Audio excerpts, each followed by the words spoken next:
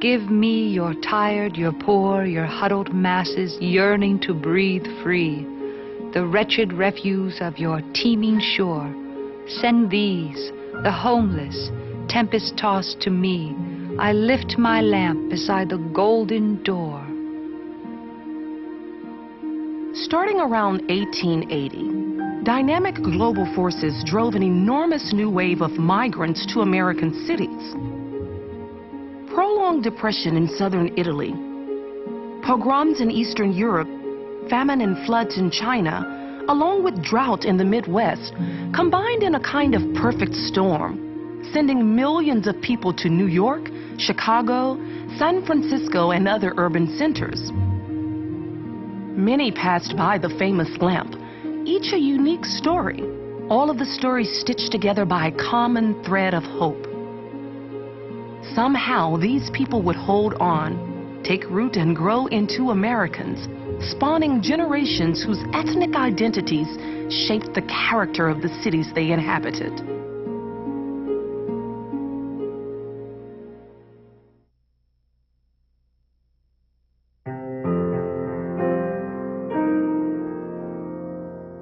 My father was born in Polish Austria. My father was a dragoon, which is like, in the horse cavalry. His pay was around 5 cents a day. So he saved all his money for 2 years' service, and he bought a ticket to New York.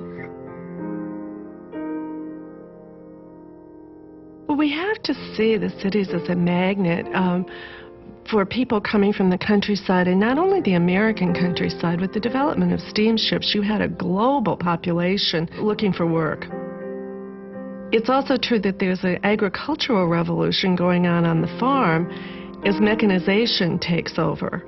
And with the development of combines and steam reapers, you can now do the work that many hands used to do. So we begin to see more and more people leaving the farm for the city. Immigration from Europe especially coincides with when the Industrial Revolution hits various countries. Now, in the end of the 19th century, Russia is the fastest growing industrial nation in Europe, and we start getting a major exodus from Russia, and we get a major exodus from Italy as the Industrial Revolution hits these people, and they're forced off the land. There's also the lure of the bright lights. City workers had it very hard, but the opportunities seemed unlimited. In 1888 alone, more than 500,000 Europeans came to America, 75% landing in New York City. In 1892, Ellis Island opens up, and the immigrants would get off, they would be registered, they would be examined to see if they had hookworm or some particular kind of eye disease, or if they had a lung disease, or if they were just not healthy enough to come into the country. And if they passed the physicals, then they got into the city, and there were all kinds of people who wanted to help them. So for the people who knew nothing, someone would say, "Let me carry your bags," and they would pick up the bags and run away with the luggage, and these people had their luggage stolen. Generally, arriving immigrants knew people from their towns in Europe, and they grouped together for safety and comfort. A system of ethnic neighborhoods emerged. In parts of New York City, you could walk for blocks and never hear a word in English. My father arrived in New York, I think about 1905. He didn't go into a German section or an Italian section or a Russian section. He went into a Jewish section where he knew people. And that's where most of the immigrants went, because they couldn't speak the language. Different people sort of moved into occupations where others like them had been before. So you find the Irish coming in, they go into the police department, they go into the fire department. The Italians, they go into sanitation, they go into construction. The Jews go into the garment district, shopkeepers, small real estate. My father worked for a clothing manufacturer, and he pressed clothes that were completed before they were shipped out. And then in those years, like in Europe, they had marriage brokers, old grandmas, women that found a woman available for a man or a man available for a woman, whatever. See, there's no love, anything. That's a bunch of baloney among the immigrants that come over. So my father married my mother several years after he came to this country. And I wasn't the first child, I was the second. Be careful, please. The hall is dark, and you might stumble over the children pitching pennies back there. While neighborhoods did provide a physical and emotional barrier to the outside world, living conditions in the tenements were primitive. At the front of the building there was a window, at the back of the building there was a window, and in the middle there were 2 rooms without windows. That's if you had 4 rooms. Some people only had 2 rooms. We lived in a tenement building. There was a kitchen, a living room, and a bedroom. Now, my father and mother had one bed, and the children all slept in another bed. We slept sideways. And then we were that young that we all fitted in, so there was, all 6 of us lined up. In the summertime, I know several times I remember I'd sleep on a fire escape. Even if you had your whole family with 3, 4, 5, 8 children, you still took in a boarder or 2. People slept all over. They slept on the floor, they slept on the sofas. In some instances, in some cities, you had the beds being used 24 hours a day in 8-hour shifts. I mean, the poor people literally were on top of one another. And it was not a healthy situation. The terrible world of the tenements gave rise to a new social reform movement. Reforms were passed, but slowly and with only modest gains for the immigrant tenants. In 1901, New York State becomes the first state that requires windows to be built in every room and indoor plumbing in the buildings. So you can imagine what it was like before then. And if New York is the first state in 1901, what about all these other cities where people came? Boston, Pittsburgh, Philadelphia, Chicago, Cincinnati, and so forth. The surge of immigrants and the rise of ethnic neighborhoods also shaped the politics of the city. Political machines courted these new voters from the moment they landed. Political bosses are very important in the life of the immigrants. They sometimes help them find a place to live.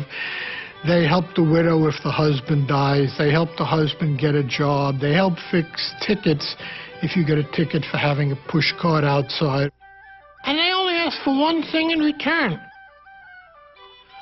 At election time, they go to all these immigrants who they have helped, and they say, "My friend is running for office. Would you please vote for my friend?" You'd have to be an ingrate not to vote for the friend. So the political bosses gained power because they had a lot of votes. Crossing oceans to live in a foreign city, searching for jobs, tending to children living in tenements packed on top of each other. The immigrant life was not easy. Being that hard time, he wasn't the most pleasant of fathers. He had so much on his mind. And years later, I could reflect on it. My father, he didn't run off and leave us destitute.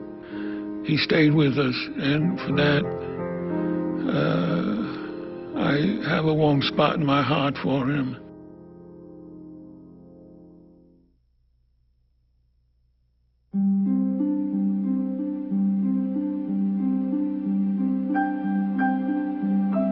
The greatest event in the country since the Civil War.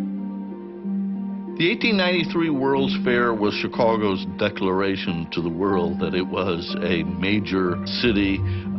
It was the kind of culmination of this spectacular growth from an outpost in the middle of nowhere to a city of 1 million people in basically a couple of generations.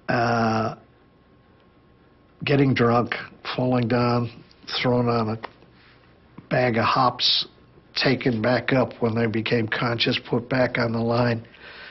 In a sense, it was just like slavery. The guys generally didn't even go home. So the first thing Oscar did when he finally got the union established and the men organized is he set up standards that they could not drink as much beer as they had been. Chicago had a working class edge, and it was a center for the early struggles of organized labor. Less than a year after the lights dimmed at the World's Fair, a fire which started in a clash between police and striking workers razed the entire thing. Still, they would continue to build and form what was already becoming the city of Carl Sandburg's iconic poem, Chicago. Hog butcher of the world, tool maker, stacker of wheat, player with the railroads and the nation's freight handler, stormy, husky, brawling, city of broad shoulders.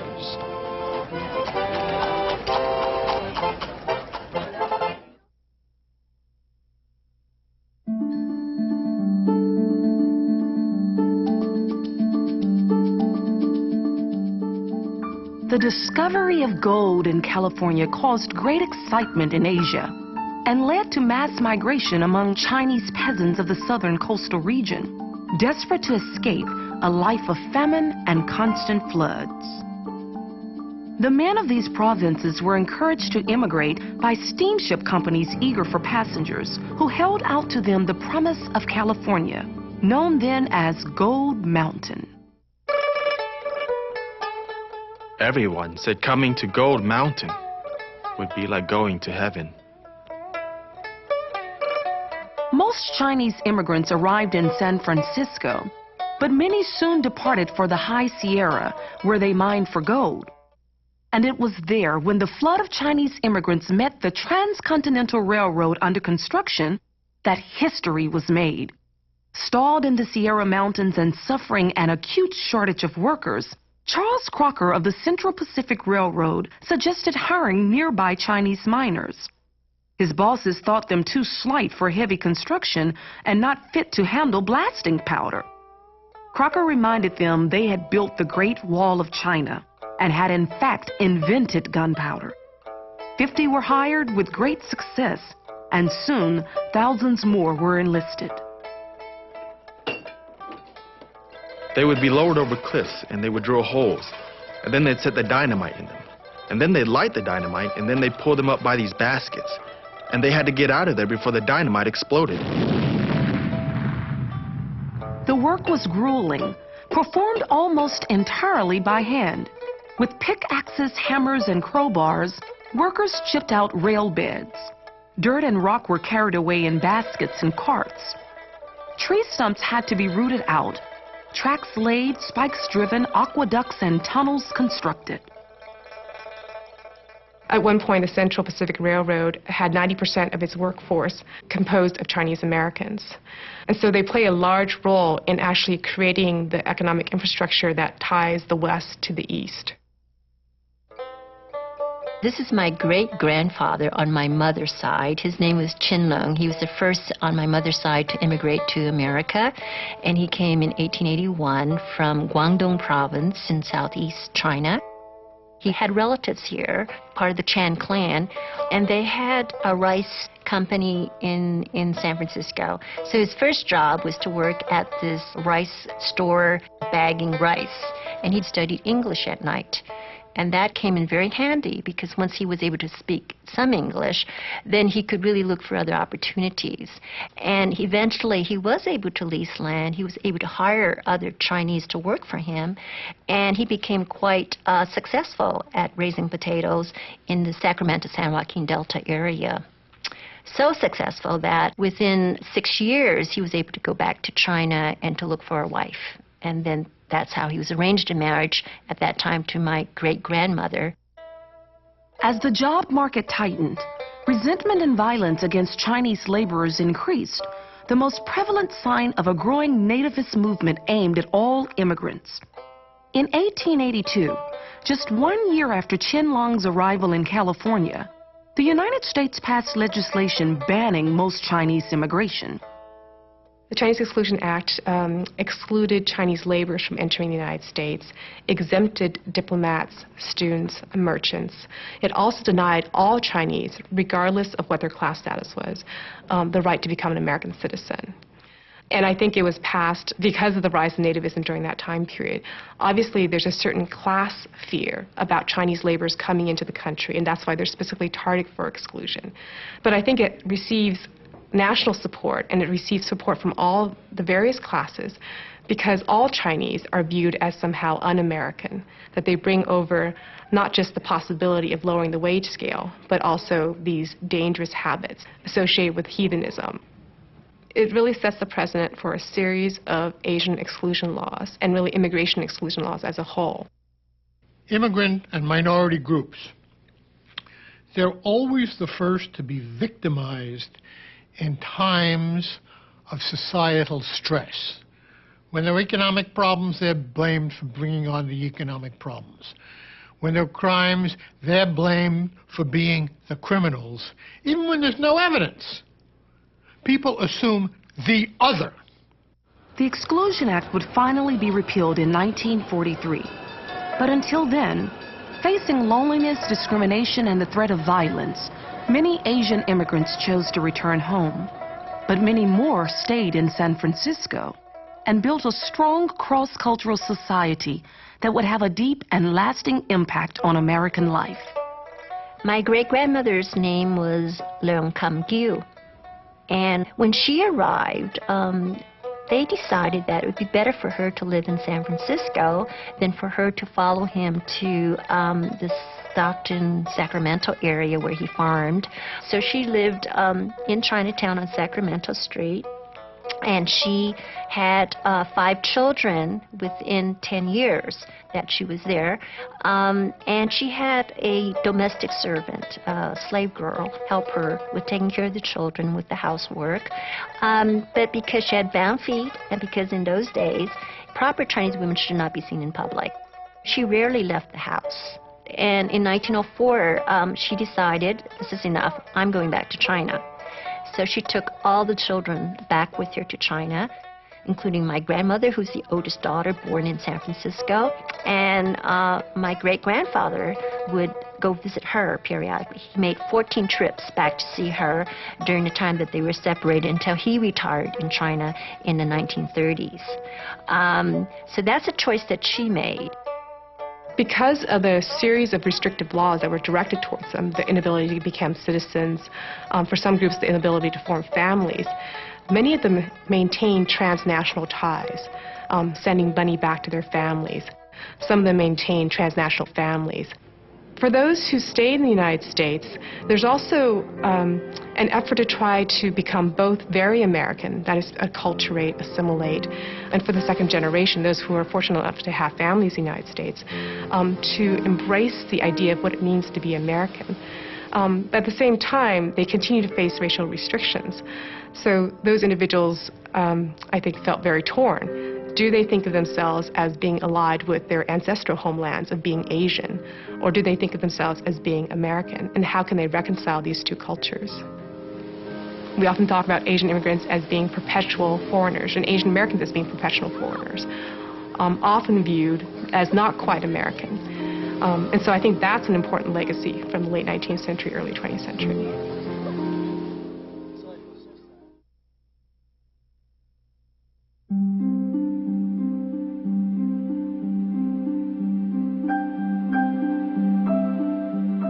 A town that crawled now stands erect, and we whose backs were bent above the open hearths know how it got its spine.